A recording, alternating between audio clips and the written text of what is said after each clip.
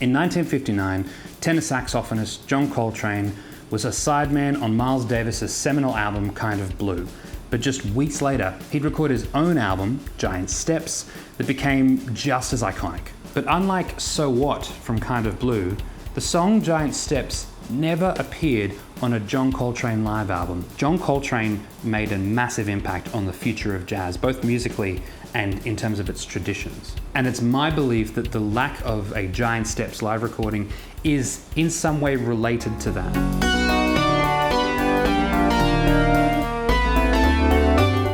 So let's stick with our first comparison. The opening track on Kind of Blue, So What, was recorded multiple times in a live setting over the next couple of years.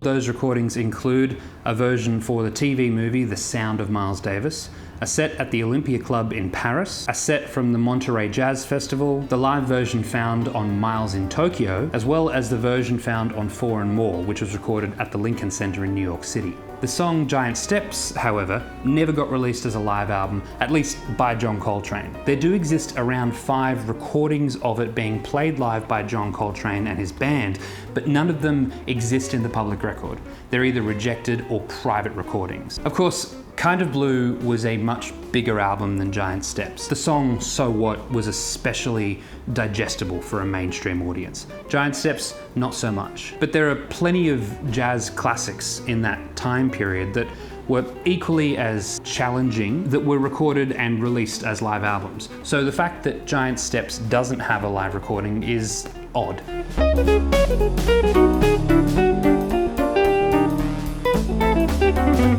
Here's the conventional answer.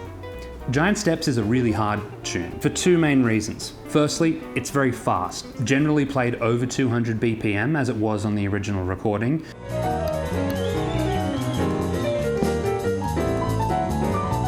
The second reason Giant Steps is tricky to play is because it's not based on traditional jazz harmony. It leans heavily into movement of chords by thirds. These are the giant steps that are mentioned in the title. I won't go into any more theory, but if you haven't watched the Vox video about the song, you really should. Do it after you finished here. There is some speculation that John Coltrane actually wrote Giant Steps as an etude or a theoretical and harmonic study. Certainly, for a long time after it was released, it was used by those learning jazz, both as something to study as well as something to flex on the bandstand. As saxophonist Peter Wettre put it, Giant Steps is a tune that serves as a way of competing with others to see who was best. So basically, Giant Steps was a giant measuring contest. Now, John Coltrane was a very humble man by all accounts, but the weaponization of Giant Steps didn't come until years after. So his lack of playing and recording it live was hardly him railing against that trend. It is possible, though, that he never meant to actually play it live that often, and so there just weren't as many opportunities for a good recording to be done. There's the other possibility that he may not have been happy with the recordings that were made and not released. They're both reasonable explanations, and either or both could be partially true. There is a third factor that I think is worth considering, though, and it has to do with John's attitude towards art.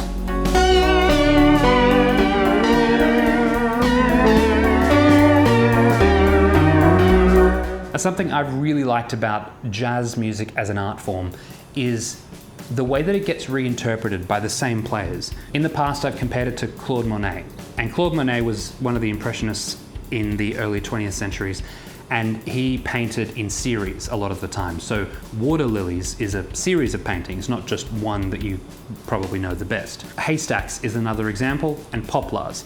In each of these series, Monet captured the same scene multiple times, in different seasons or on different days.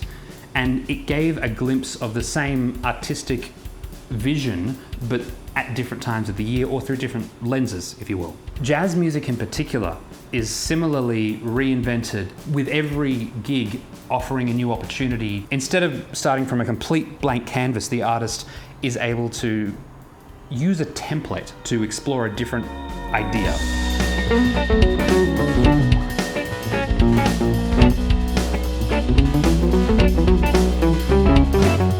Now, Now, Coltrane did take this Monet-esque reinvention approach to a lot of his tunes. For example, My Favorite Things and Impressions both got recorded dozens of times, but he didn't do that for Giant Steps. Now, that is a shame, but I think it can also be read as a result of his fast-paced approach to creation and musical development throughout his working life, which, by the way, was very short. Coltrane's first album as a leader was recorded in May 1957, and his last session occurred in April 1967. So in just under a decade, John Coltrane went from a hard bop style saxophonist, admittedly a very interesting one, to someone who aggressively innovated with harmony, melody, and the sound of jazz. The lack of a live recording of Giant Steps is indicative of the time that John Coltrane spent on a particular idea. He didn't linger. He didn't have the time to.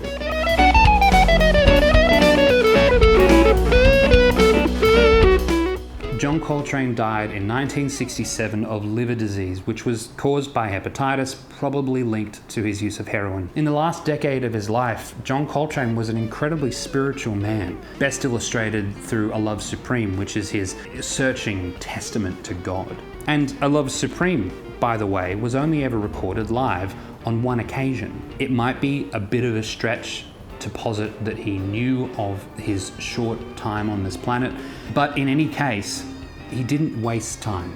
The fact that we don't have film or tape of John Coltrane playing his most iconic tune out in the world is not a tragedy. Instead, see it as testament to the artistic mind of John Coltrane. The fact that he could never rest on his laurels and he had an unquenchable desire to innovate.